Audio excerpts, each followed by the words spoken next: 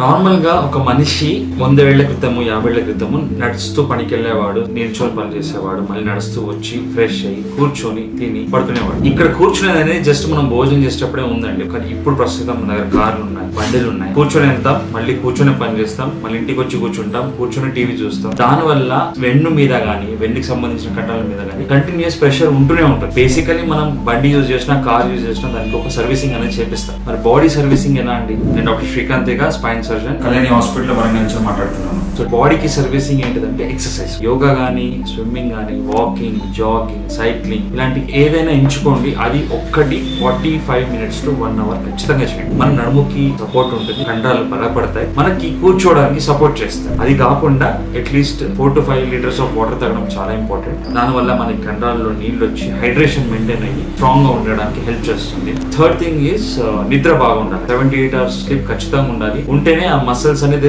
ఆ నైట్ అంతా రిలాక్స్ అయ్యి మళ్ళీ డే టైమ్ లో బ్యాక్ టు వర్క్ అంటే మళ్ళీ పని చేయడం, నెక్స్ట్ డే కోసం వర్క్ చేయడానికి రెడీ ఉంటాయి. ఫోర్త్ ఏంటంటే మీరు పని చేసే విధి, మీరు కూర్చునే పద్ధతి కరెక్ట్ గా ఉండాలి. ఒక 2 hours కూర్చొని పని చేస్తున్నారంటే ఒక 5 to 10 minutes లేసి రిలాక్స్ అవ్వండి, నడవండి, కొంచెం స్ట్రెచ్ చేయండి, కొంచెం వాటర్ తాగండి. ఈ గ్యాప్స్ అన్ని చాలా ఇంపార్టెంట్. కొంచెం మన నడుముని మసిల్స్ రిలాక్స్ చేస్తాయి. ఎందుకంటే వెన్నులో మనం నిల్చున్న దానికన్నా కూర్చున్నప్పుడు ఎక్కువ ప్రెషర్ క్రియేట్ అవుతుంది, పడుకున్నప్పుడు చాలా తక్కువ ఉంటుంది. సో కూర్చున్నప్పుడు ప్రెషర్ ఎక్కువ ఉంటుంది కాబట్టి మనం మధ్య మధ్య లేస్తూ ఆ ప్రెషర్ రిలీజ్ చేస్తే మనకి బ్యాక్ పెయిన్ రాకుండా, ఇబ్బంది పడకుండా ఉండొచ్చు.